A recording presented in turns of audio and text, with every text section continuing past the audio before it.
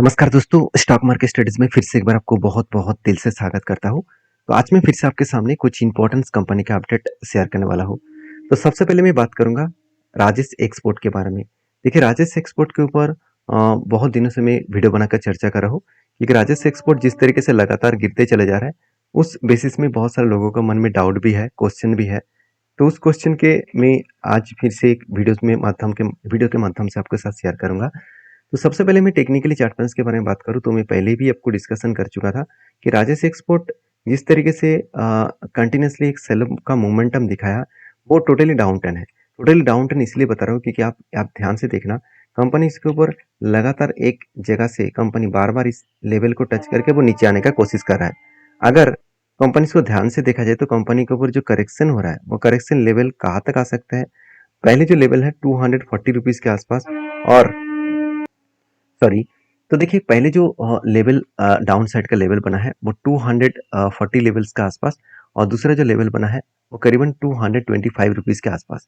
तो आप कहेंगे सर इस तरीके से लेवल आपको कहाँ से पता चले। तो देखिए एक्चुअली आप भी फाइंड आउट कर सकते हैं। आपको ये देखना है कि प्रीवियस में क्या इसी लेवल में कोई शेयर में टच करने के बाद ऊपर गया था, किसी लेवल को ब्रेक करके ऊपर गया था। आप देख सकते हैं जब शेयर में एक मैं थोड़ा सा जूम को छोटा करता हूँ, आप देख सकते हैं।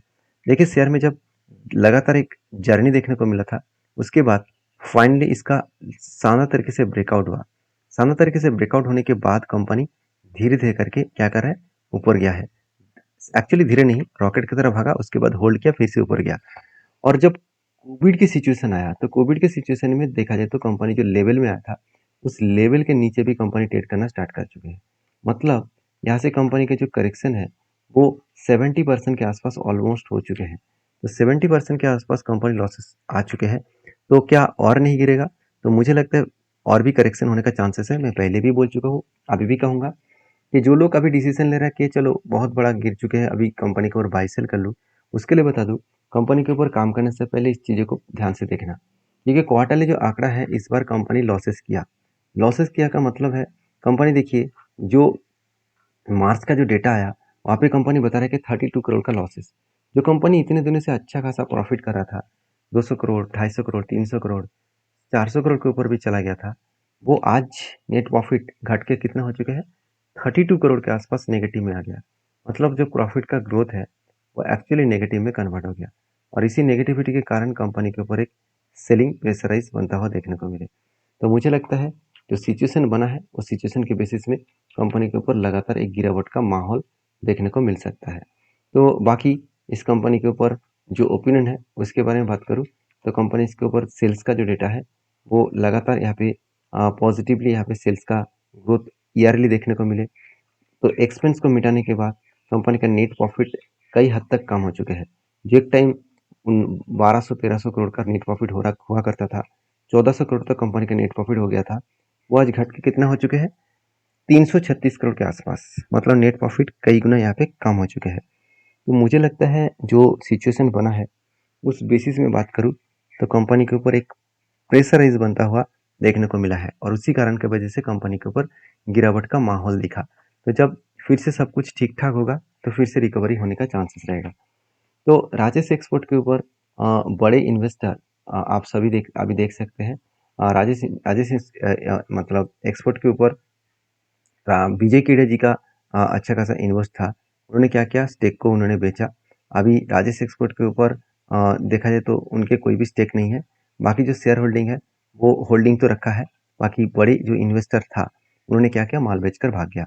मतलब 1% से नीचे उसका स्टेक को यहाँ पे होल्ड कर रहा है। तो बाकी इस कंपनी के ऊपर आपके क्या ओपिनियन है, जरूर कमेंट्स करना, क्योंकि कंपनी के फिलहाल के लिए मेरा जो ओपिनियन है, मैं इस कंपनी के ऊपर ट्रेड नहीं लेने वाला हूँ, क्योंकि लगातार करेक्शन जो हो रहा है वो इस लोअर साइड तक आने का चांसेस है। तो नेक्स्ट जो कंपनी है उसके बारे में चर्चा करें, उसका नाम है हिंदुस्तान एरोनॉटिक्स लिमिटेड।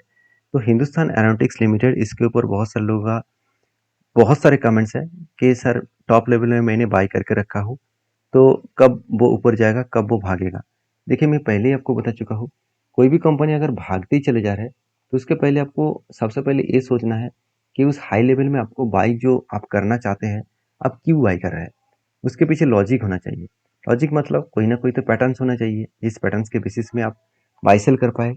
तो मुझे लगता है जो पैटर्न्स यहाँ पे क्रिएट हुआ था पहले, यहाँ पे एक होल्डिंग पैटर्न क्रिएट हुआ था, मतलब एक शेयर में होल्ड देखने को मिला था और फाइनली उस होल्ड के बाद जब ब्रेकआउट किया, रिटेस्ट किया, उसके बाद देखिए धीरे धीरे करके ऊपर गया और फाइनली इस टारगेट को अचीव किया।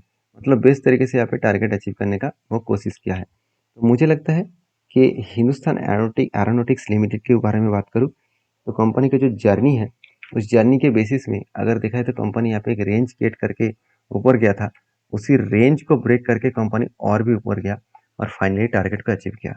तो जो लोग सोच रहे हैं कि इस कंपनी के ऊपर अभी क्या करना चाहिए, इस कंपनी के ऊपर किस तरीके से परफॉर्मेंस करना चाहिए, उसके लिए बता दूं, मैं इस कंपनी के ऊपर एक ही पॉइंट्स में आपके साथ शेयर करूंगा कि अभी फिलहाल के लिए इस हाई लेवल में एंट्री लेना बहुत बड़ा जोखिम भरा काम होगा, क्योंकि कंपनी इतनी जर्नी करने के बाद दो तरीके से सीनर बन सकते हैं। आइदर वो इस जगह पे होल्ड करेंगे, नहीं तो वो यहाँ से बिग क्रैश दिखाएगा।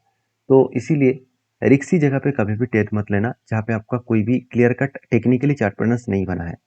तो जो लोग मुझे कमेंट्स कर रहा था कि सर इस हाई लेवल में क्या करूं, मेरे खुद के ओपिनियन आपको बता रहा हूँ। मैं इस कंपनी के ऊपर अभी फिलहाल के लिए कोई भी एंट्री नहीं लेने वाला हूँ। बाकी आपको अगर लग रहा हो कि हाँ इस कंपनी के ऊपर एंट्री लेना चाहिए, तो आप आपके रिसर्च के हिसाब से जरूर काम कर सकते हैं, क्योंकि कंपनी का परफॉर्मेंस ठीक है, इस बात में कोई मतलब दोहराई नहीं है। कंपनी के 12,400 करोड़ से 14,700 करोड़ तक कंपनी का सेल्स देखने को मिले।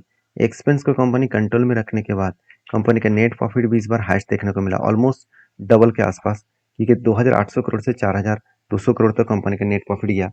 मतलब कंपनी अच्छा खासा यहाँ पे नेट प्रॉफिट को जनरेट किया और इस सारे कारण की वजह से कंपनी लगातार भागते चले जा रहा है और गवर्नमेंट की तरफ से भी डिफेंस सेक्टर को बहुत सारा प्रोजेक्ट अपकमिंग टाइम्स में और भी ज़्यादा मिलने वाला है, जिसके चलते डिफेंस सेक्टर में एक अच्छा खासा ग्रोथ आया। तो हिंदुस्तान एरोनॉटिक्स लिमिटेड जो एक aircraft and helicopter manufacturing and repair का काम करते हैं, तो आप खुद ही देख सकते हैं company manufactures of aircraft and helicopters and repair.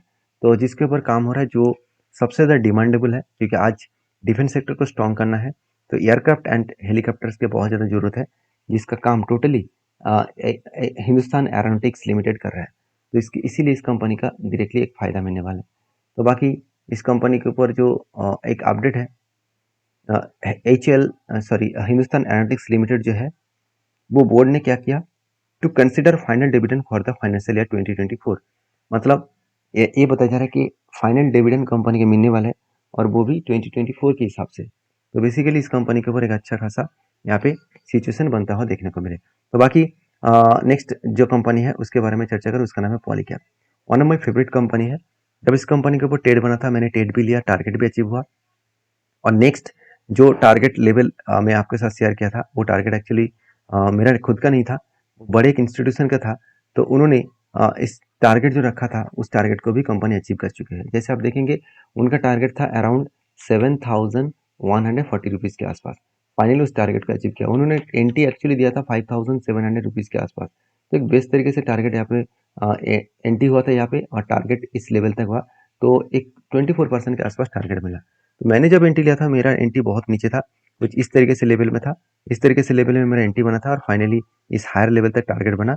Actually first target मुझे कुछ इस तरीके से जगह पे मिला, क्योंकि मैं इस गैप को फिल करने के लिए मैं एंट्री लिया था और गैप फिल अप हो गया। उसके बाद लगातार वो भागते गए और second target finally higher level तक हुआ। और जो एक्चुअली आरएसआई स्ट्रेटजीज के हिसाब से बना था, आरएसआई स्ट्रेटजीज के हिसाब से मतलब आप खुद ही देख सकते हैं, आरएसआई स्ट्रेटजीज के हिसाब से कंपनी का आरएसआई का जो लाइन है वो 30 के नीचे गया था उस टाइम। टेक्निकली चार्ट पैटर्न्स भी नीचे आया था और नीचे मतलब कहाँ तक आया था, इस लोअर लेवल तक। लोअर लेवल तक मतलब 3,940 रुपीज़ के आसपास। तो वहाँ से मेरा एंट्री बना और आरएसआई जब 70 के ऊपर गया, टच किया, तो तब एग्जिट बना। तो ओवरऑल इस टॉप लेवल में ही एग्जिट बना है। तो कुल मिलाकर 85 डेज में 36% के आसपास रिटर्न मिला था। तो कहने का मतलब है, आप चीज़ों को पहले समझ कर काम करेंगे तो सब कुछ आपको आसान दिखेगा, और जब तक आप ना समझ कर काम करेंगे तो आपको बुरी तरीके से आपका लॉसेस होता रहेंगे। तो प्लीज़ रिक्वेस्ट करूँगा, आप पहले स्टडी करके काम करिए। किसी की बात सुनकर काम मत करिए, मेरे बात सुनकर भी काम मत करिए, क्योंकि मैं कोई सेबी रजिस्टर्ड पर्सन नहीं हूँ। दूसरी बात, मैं कोई भगवान नहीं हूँ कि मैं आपको जो ही कहूँगा वही टारगेट होगा। ऐसे नहीं कि हर स्ट्रैटेजीज़ में मुझे प्रॉफिट मिलता है। ऐसे होता तो मैं सबसे बड़े आदमी बन जाता। तो ऐसे नहीं होगा। हमेशा आपको स्टॉप लॉस लेकर काम करना पड़ता है। हमेशा आपको रूल्स को फॉलो करके काम करना पड़ता है। हाँ, हमको रूल्स को ब्रेक मत करिए। जो स्ट्रैटेजीज़ के हिसाब से आपने काम किया, उस स्ट्रैटेजीज़ में जहाँ पे स्टॉप लॉस है, उस स्टॉप लॉस को मेंटेन करिए। तो हाँ, मुझे इसके ऊपर बहुत सारे दोस्तों ने ये भी कमेंट्स किया, सर आप जब एंट्री लेते हैं तो आपका टारगेट तो आप किस किस जगह पे लेंगे वो तो आप दिखा देते हैं, मगर आपका स्टॉप लॉस क्यों नहीं बताते? क्योंकि देखिए मैं सेबी के रूल्स के खिलाफ नहीं जाना चाहता हूँ, क्योंकि मैं अगर बाई सेल और स्टॉप लॉस मैं आपके साथ शेयर करूँ तो वो एक रिकमेंडेशन हो जाएगा। तो इसीलिए मैं कभी भी मैं आपके साथ किसी भी चीज़ को बाई सेल का रिकमेंडेशन नहीं करता हूँ। मैं आपको टेक्निकली चार्ट पैटर्न्स में वो दिखाता हूँ कि टेक्निकली चार्ट पैटर्न कहाँ तक, उसके कौन सा लेवल तक वो टारगेट रखने के लिए तैयार हुआ है, वो मैं आपके साथ शेयर करता हूँ। बाकी आपके क्या ओपिनियन है जरूर कमेंट्स करना। नेक्स्ट जो कंपनी है उसका नाम है share India securities limited. Basically एक छोटा सा कंपनी है, तो इस छोटे सा कंपनी भी एक धमाका परफॉर्मेंस कंपनी किया है एक साल में। उसके लिए बोर्ड ने एक अनाउंसमेंट किया स्प्लिट देने का। कंपनी 27 जुलाई में कंपनी हर एक के बदले आपको 5 शेयर देने जा रहा है। तो जो लोग स्प्लिट पाना चाहते हैं तो इस कंपनी के ऊपर डीपली रिसर्च करें, उसके बाद काम करें। मिलते हैं नेक्स्ट वीडियो में, तब तक के लिए धन्यवाद।